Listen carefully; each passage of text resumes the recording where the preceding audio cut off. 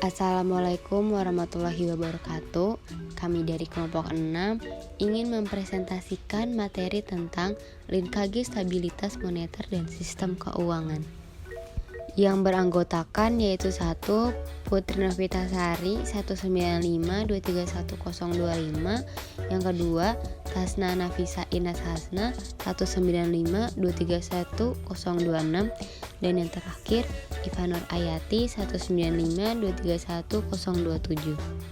Nah, dari materi Linkage Stabilitas Moneter dan Sistem Keuangan, kelompok kami akan membahas yang pertama, perilaku sektor keuangan dan efektivitas kebijakan. Yang kedua, integrasi kebijakan moneter dan makroprudensial.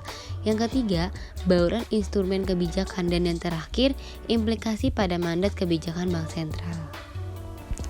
Pengertian sektor keuangan. Sektor keuangan adalah suatu kelompok perusahaan industri jasa yang sudah masuk dalam perusahaan publik dan sudah terdaftar di Bursa Efek Indonesia Perusahaan. Menurut Departemen for International Development, sektor keuangan merupakan seluruh perusahaan besar atau kecil, lembaga formal dan informal di dalam perekonomian yang memberikan pelayanan keuangan kepada konsumen, para pelaku bisnis, dan lembaga-lembaga keuangan lainnya.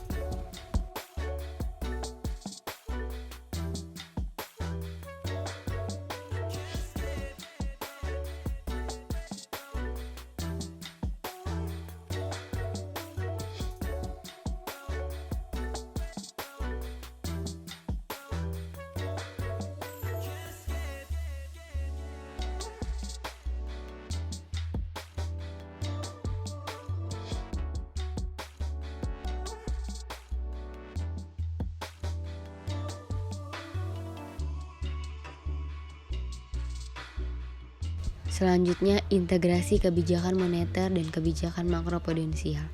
Stabilitas moneter dan stabilitas sistem keuangan diperlukan integrasi atau sinergi kebijakan moneter makroprudensial yang tepat. Dengan itu, tujuan utama kebijakan moneter adalah menjaga stabilitas harga.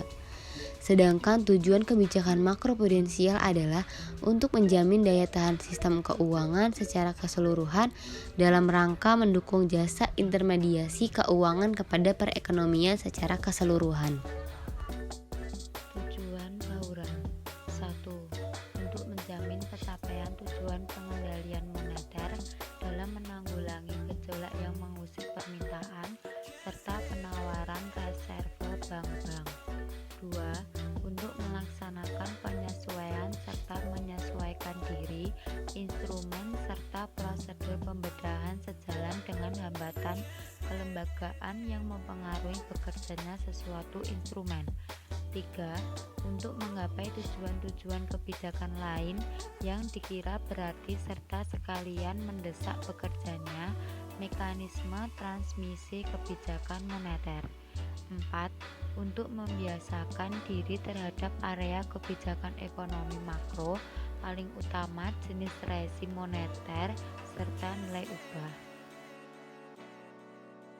Variasi respon bauran kebijakan, yaitu bauran instrumen pula diterapkan dalam menanggulangi komplikasi kasus yang menyertai perlambatan atau penundaan proses pemulihan ekonomi di negara-negara maju yang mendesak derasnya aliran modal asing masuk ke emerging countries. Pada sebagian negara semacam Cina, India, serta Indonesia, fenomena aliran masuk modal asing mempersulit upaya pengelolaan likuiditas di pasar duit dalam negara yang hadapi akses lumayan besar. Aspek teknis dan implementasi ada 5, yaitu 1. Sinyal yang butuh direspon. 2. Karakteristik respon. 3. Timing implementasi serta prosiklikalitas. 4. Efektivitas serta kalibrasi langkah kebijakan. 5. Komunikasi kebijakan. 1.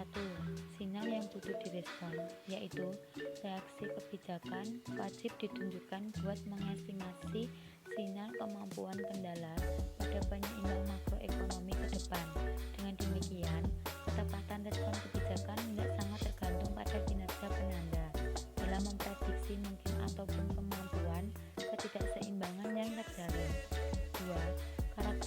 respon, yaitu sesuatu yang merumuskan respon kebijakan makroprudensial.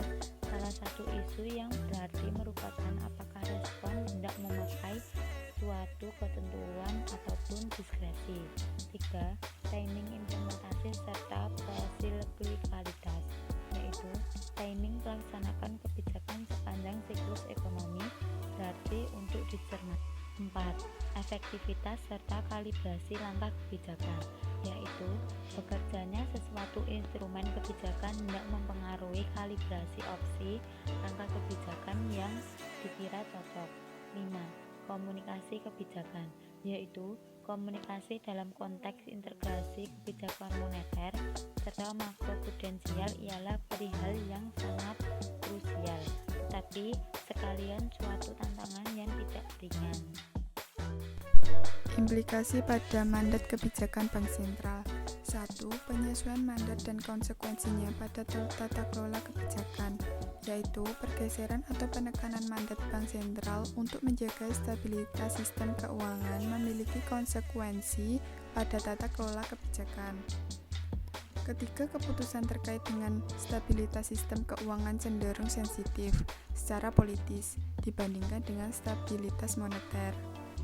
Alternatif format kebijakan lain adalah dengan menetapkan pengelolaan stabilitas sistem keuangan sebagai salah satu mandat kebijakan moneter, di samping menjaga stabilitas harga. 2.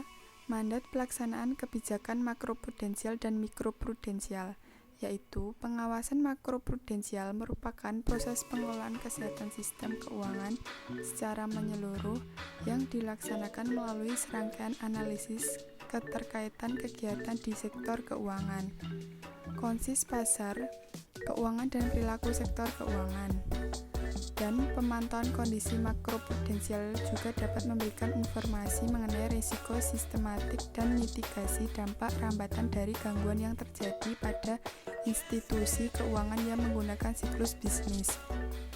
OJK harus menyediakan semua informasi terkait dengan monitoring risiko individual.